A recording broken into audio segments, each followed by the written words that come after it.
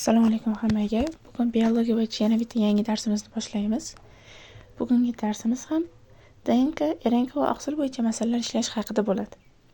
Demak, boshladik. Birinchi masalamiz. RNK zanjirida uratsion nukleotidlar soni 80 ta bo'lib, u umumiy nukleotidlarning 40% tashkil qiladi. Shu RNKni hosil qilgan DNKning uzunligini nanometrda hisoblang. Va bizga qo'shimcha ma'lumot berilgan. DNK molekulasida qo'shni nukleotidlar orasidagi masofa 0.134 nanometrga teng. Demak, ishlashni boshlaymiz. Demak, bizda uratsil soni 80 ta ekan, RNK zanjirida. Va u 40% tashkil qiladi umumiy nukleotidlarning. Demak, biz 100% topib olishimiz kerak. Bunda biz proporsiya usulidan foydalanamiz. Buni qanday ishlaydi deganlar uchun 80 100 ga ko'paytiriladi va 40 ga bo'linadi. Va javobimiz 200. Ya'ni 200, ya'ni RNKdagi umumiy nukleotidlarning soni 200 ta ekan. Biz buni topib oldik. Endi DNKni topamiz. Mana bu qoida bo'yicha ishlaymiz biz bunda. Ya'ni DNKdan RNK hosil bo'ladi, undan oqsil hosil bo'ladi. DNKni 6x deb olsak, RNK 3x. Ya'ni RNK DNKdan 2 marta kam ekan. Oqsil esa RNKdan 3 marta kam. Hozir bizda DNK bilan RNK kerak. Bizda RNK 200 ta. DNKni topish uchun 2 ga ko'paytiramiz. Chunki qoidada shu holatda yozilgan. DNKni topish uchun 200 ni 2 ga ko'paytiramiz va javobimiz 400. DNKdagi umumiy nukleotidlarning soni 400 ta ekan. Va bizda masala shartida so'ralgan DNKning uzunligini toping. Uzunligini topish uchun biz 0.134 ga nukleotidlar sonini ko'paytiramiz. Ya'ni bizda 400 ta nukleotid bor va 400 ni 0.134 ga ko'paytiramiz. Va javobimiz 136. Demak, javobimiz D javobi ekan. Endi keyingi masala. RNK zanjirida uratsil nukleotidlar soni 80 ta bo'lib, u umumiy nukleotidlarning 40% tashkil qilsa, shu RNKni hosil qilgan DNKdagi fosfodiefer bog'lar sonini aniqlang. Fosfodiefer bog'lar bu nima degani? Ya'ni qo'shni nukleotidlarning uzunasiga joylashganda orasidagi bog'larning soni. Biz hozir bundan avvalgi masalada ishladik. RNKdan 200 ta nukleotid chiqdi. Shu orqali DNKni topdik. 400 ta nukleotid bo'ldi. Endi shu 400 ni topganimiz orqali fosfodiefer bog'larini topamiz. Fosfodiefer bog'larini topishda bir narsaga e'tibor qaratish kerak. Agar DNKni qo'sh zanjiri, ya'ni ikkala zanjirdagi fosfodiefer bog'lar deyilsa, umumiy nukleotidlardan 2 ga ayriladi. 2 soni ayriladi. Agar bitta zanjiri deyilsa, 1 ayriladi. Mana hozir bizda bu 400 ikkala zanjirdagi umumiy nukleotidlar soni va biz ikkita zanjirdagini topishimiz kerak. Shuning uchun biz 400 dan 2 ni ayiramiz. Javob 398 ta fosfodiefer bog'. Endi keyingi masala. RNK zanjirida uratsil nukleotidlar soni 80 ta bo'lib, umumiy nukleotidlarning 40% tashkil qiladi. Shu RNKni hosil qilgan DNKni bir zanjiridagi fosfodiefer bog'lar sonini toping. Mana e'tibor bergan bo'lsangiz, hozir ikkinchi masalada biz ikkala zanjirdagi, ya'ni bitta DNK molekulasidagi to'liq fosfodiefer bog'lar sonini topdik. Endi esa faqat bir zanjirdagisini so'rayapti. Bu uchun ya'ni o'sha DNKdagi umumiy nukleotidlarni bildik 400 ta.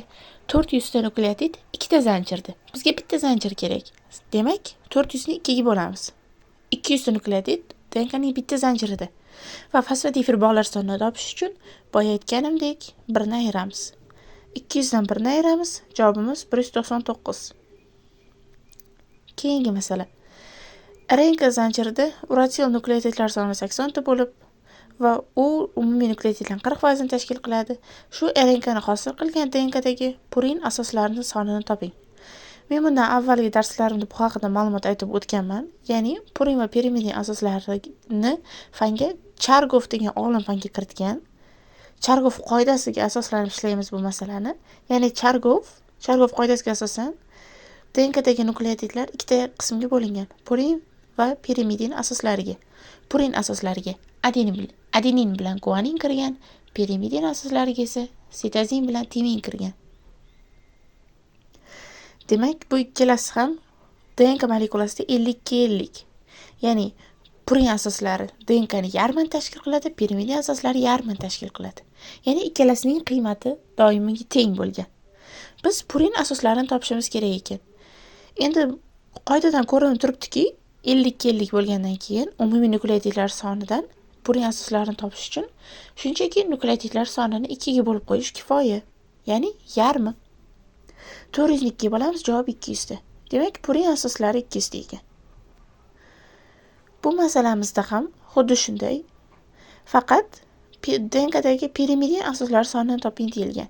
Boya biz purin asoslarini topdik, endi pirimidin asoslar. Ikkalasi nomi bilan farq qiladi, lekin hisoblanishida bu ham oddiy 400 ni 2 ga bo'lib qo'yamiz. Buning ham javobi 200 ta. Keyingi masalamiz RNK zanjirida uratil nukleotidlar soni 80 ta bo'lib, umumiy nukleotidlar 40% ni tashkil qilsa, shu RNKdagi vodorod bog'lar sonini aniqlang. Vodorod bog'lar ikkita qarama-qarshi joylashgan nukleotid orasidagi bog'lar. Mana ko'ramiz. Adenin bilan uratil o'rtasida ikkita vodorod bog', guanin bilan sitozin o'rtasida esa 3 ta vodorod bog' bo'ladi. Biz bu yerda oldin nukleotidlar sonini topib olishimiz kerak. Uratil 80 ta ekan va doimiy tenglik qoidasi bor. Uratil doim adeninga teng bo'ladi, guanin doim sitozinga teng bo'ladi. Ya'ni bu qarama-qarshi nukleotidlar soni doimiy o'zaro teng bo'ladi. Uratil 80 ta bo'lgandan keyin ko'rinib turibdiki, adenin ham 80 ta bo'ladi va ikkalasining umumiy yig'indisi 160. 80 ga 80 160. Boya birinchi masalamizda topgan edik, proporsiya usulida umumiy nukleotidlar RNKda 200 ta ekan. 200 dan 160 ni ayiramiz. Chunki biz guanin va sitozin nukleotidlar sonini ham topishimiz kerak. 200 dan 160 ni ayiramiz, javobimiz 40 chiqadi. Va bu 40 guanin va sitozinning yig'indisi. Ikkalasi teng bo'lishini bilamiz. Shuning uchun 40 ni shunchaki 2 bo'lib qo'yamiz xolos. 40 ni 2 bo'lsak javob 20. Guanin ham 20 ta, sitozin ham 20 ta. Bu RNK zanjirida.